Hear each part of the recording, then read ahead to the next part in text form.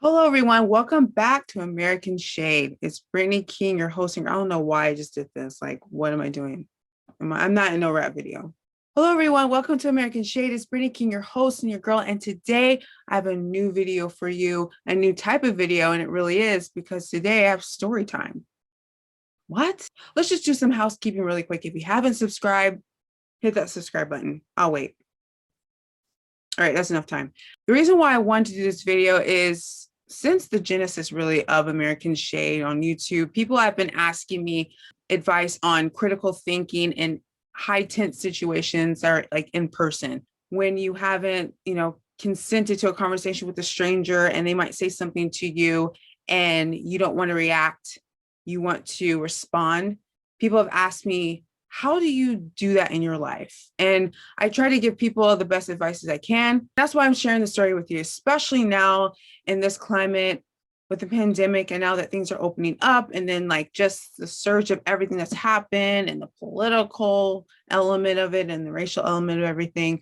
It's so intense, right? Like we can cut it with a knife and serve it hot on a platter. So I feel like telling this story, a quick story, how critical thinking helped me from making a dumb mistake. And I feel the need to share it because I feel the need to be more transparent about my journey and how I'm utilizing this information in practice in my life. And before I go into this story, I want to preface it by saying this in no way am I minimizing racial discrimination. In no way in this video am I policing Black Americans' response to interpersonal interactions with people that might have prejudice against you because of your skin. I just want to make sure that's known, make that disclaimer known. I have been in situations where I have been confronted or I have been mistreated, and it was explicitly because of my color. And it wasn't any, I wonder if explicitly. In those situations, personally for me, I do confront and I don't let those go because that's wrong. But in certain situations like I'm about to talk about right now, it is very vital to stop and think before you react. So here we go. Also, I want to say that this is not a story about how to handle things of this nature when it comes to race. It's a story about how to implement critical thinking in your daily life to help you from not making a dumb mistake or a mistake or making a decision that isn't wise. Let's just say that, not dumb. Making a decision that's not wise for you and not conducive for your life. So that's why I'm sharing this. Okay, now we're really going to start. So last week I was going on my normal walk that I take almost every single day. So I'm going down and I'm like maybe 5 or 10 minutes out from my home. And I'm walking, I have my headphones in. I'm probably listening to like Kendrick Lamar, probably. I'm walking and I look at my right and I see this huge figure just like about to hit me. And when I look over, it's a white truck. And when I say it was this close from hitting me, it was probably this close. It was so close from hitting me. And I responded angrily like anyone else would. I ripped off my headphones and I was like, what's your problem? What's your problem? What is your problem? That's normal, right?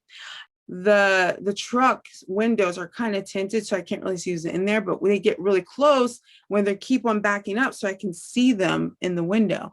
And I see inside, it's an elderly couple. They're both white and they both are awkwardly laughing. Like the guy is on his steering wheel and he's like, oh, oh, oh, laughing. And then the woman's like, oh, sorry, like that. And I'm like, excuse me. When they were doing all this awkward stuff, I'm looking at them. I'm like, what is your problem? What is your problem? Obviously, they couldn't hear me because their windows were up, but I was like, what's your problem? I was like, what is your problem? What is your problem? And all I got was a laugh from him and awkward laughter from her and her going, sorry, I don't know. So that whole walk that was dedicated to my relaxation at 8 a.m., mind you, it is light out. So it's not, I'm like, so it's not dark because they couldn't see me. Wow, that's so stupid. But you know what I mean? It's not what, like, they couldn't see me or anyone else. Like, it's very bright out. Birds were chirping. Sun was out, clear as day. So I'm walking, and that whole walk that was meant for my relaxation, I was stirred up. One, I'm mad because I almost was hit. Two, I'm mad because the people that almost hit me are seemed to me were laughing, basically. I was like, and third, I'm like, why would they do that? Like, why? I'm like, would they do that to anyone else? I was thinking all of these hypothetical scenarios in my mind. And the one thing that stood out to me was, well, they have to be the R word. I was like, there's no way that someone could almost hit someone and react that way if they really just, on a general level, just don't have respect for people like this, people with my skin. That's what I was assuming. That's what I was thinking, right? Or that's what my emotions was feeling. And I was thinking, okay, I can easily confront them. Like, I can easily come back in an hour and a half and come down the same road, and they might be home. And if not, like, I live very close. So I was thinking this in my mind, like 30 minutes, like, oh, I'm so mad, I'm going to confront them. So then my vetting system of being like critical about the situation was tossing out other scenarios. Okay, if you confront them, what could happen? If you confront them angrily, which you probably will, because you're still stirred up, because you're a little scared, you're a little shaken, and also you're also upset about other things that might not be true, you might not have a hold of your emotions enough to confront them in a calm way. So you are a young woman that they know that they almost hit coming to their door and knock in. You don't know, they don't know why you're there. They might think you're coming in aggressive. You don't know, they might have a gun. You don't know what weapon they have. They feel like they might want to protect themselves. You don't know how the situation will escalate. And also, more importantly, I did not know if this was racially motivated at all. I really didn't know, like factual, but I felt it. I felt for sure in a way it was. But I kept vetting it. I'm like, but what will you gain if you confront them? And I was like, I'll gain them apologizing. I'm like, is that for you or your ego? I'm like, ego. And I'm like, does it serve a purpose for your ego to be stroked? And then I was like, you know what, Brittany, shut up. I was like, you know what, self, get out of this. This is between me and me. And it's like, I am me. So one thing that actually always helps me is this story. It's in this book. It's a collection of essays by James Baldwin. It has Notes of a Son, which is I'm about to talk about. If you want to read this book, and if you want to like get introduced to James Baldwin, I'll link this in the description. This is art. This is brilliant. And he's a goat. Like, do I need to go on further? But in the Notes of a Son, James Baldwin gives a very transparent account of a time where his anger almost killed him. And yes, there's more to how this story ends with me, but I want to insert this story about James Baldwin really quick. This was in the late 50s, visiting his friend who was white. Him and his friend was going to this diner and this diner and this diner, and they all kicked him out, and they were like, he can't eat here. You can eat here, but he can't eat here.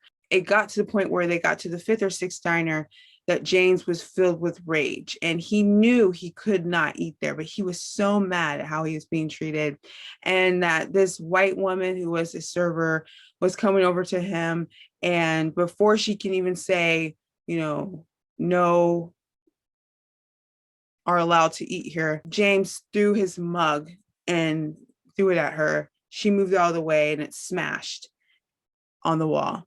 He realized, oh my gosh, like that woke him up. Like he was in an angry trance. And then when he did that, that kind of like sobered him up to where he was. And he realized, oh my gosh, I just threw a mug at a white woman in this establishment. I'm surrounded mostly by white men.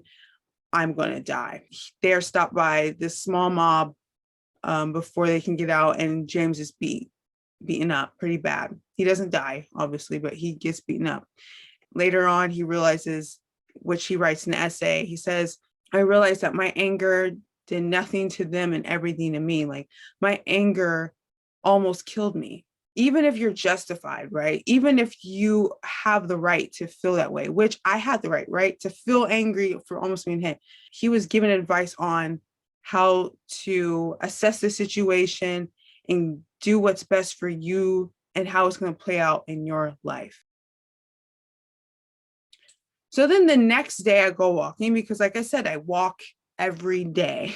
And I was walking, and I was passing their house. And by coincidence, or maybe fate, which I think it's fate now, the man walked out to get his mail, and he saw me and he was like, hey, like that. And I was like, and I just did a head nod. I was like, mm-hmm. And he was like, oh, wait, come here, like that. And I'm like, what does he want? He's like, were you that woman that was walking here yesterday? I think I almost hit you, or I swung in front of you. Like, I'm not sure what happened. And I'm like, yeah, that was me. Yeah. And then he was like, I am so sorry. He's like, I'm so sorry. I didn't see you there. I wasn't looking. I whip out of that driveway every day. By the time I saw you, I was just shocked that someone was there.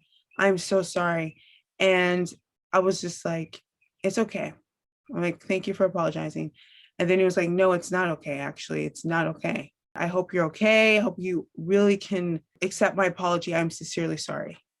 And I'm like, it's okay, sir. I'm like, it's fine. We're all good. Thank you for apologizing.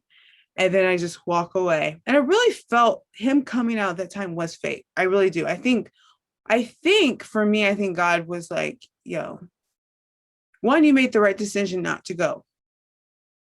And you're seeing that because what you thought was not true.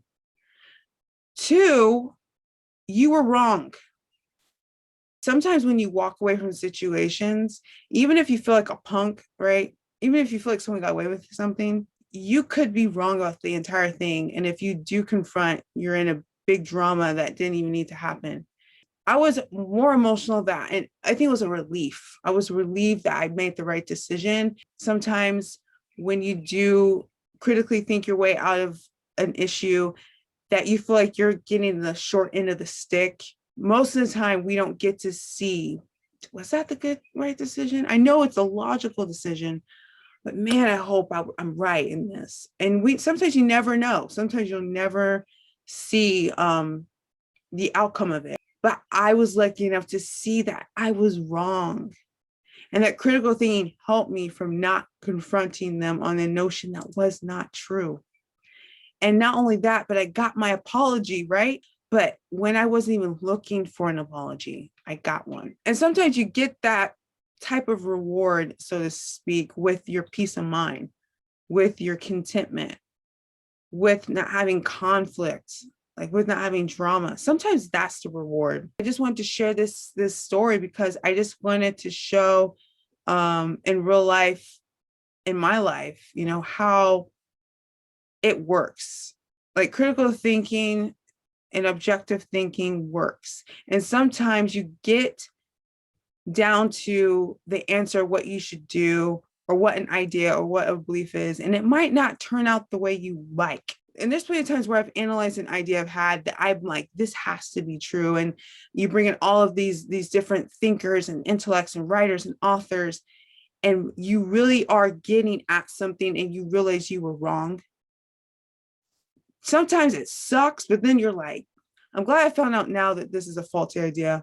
I'm glad I found this out now so I didn't attach other things to this idea because this idea has no weight. This idea was going to break. I'm glad I broke it down on my own. And I'm glad that I was able to break down my ego and be like, ego, you're not going to get an apology because you don't know how to act. And it's so normal, right? To just do that, to react that way. It's normal to just start a beef with someone that you don't know on social media. Everyone does it. Millions of us do it. It's happening right now. Obviously we know, but you don't have to participate in that. You don't have to be one of the millions of people doing it. So down below, tell me, like, is there a time where your objective thinking has helped you from making an unwise mistake? I would love to hear that. I would love to have that in the comments section and seeing that going, and maybe your story might help other people. Maybe your story might be similar to someone else, and then you guys can start engaging in conversation, or just, comment on someone else's thing and be like, yo, good for you, sir, for not doing that. But yeah, like always, thank you so much for tuning in. I appreciate everyone, every single one of you. I thank you so much. If you're wondering about part 2 with the CRT debate with the anti versus pro, it is happening. You will see more of that information coming in mid-June. A lot of people have schedules. All these people have jobs. So we're trying to get a date that marries with everyone. That's coming. Part 2 is going to happen. Trust. So thank you everyone for watching. Go walking if you haven't. It's a nice day. It might not be when you see this, but whatever. And peace, love, less shade.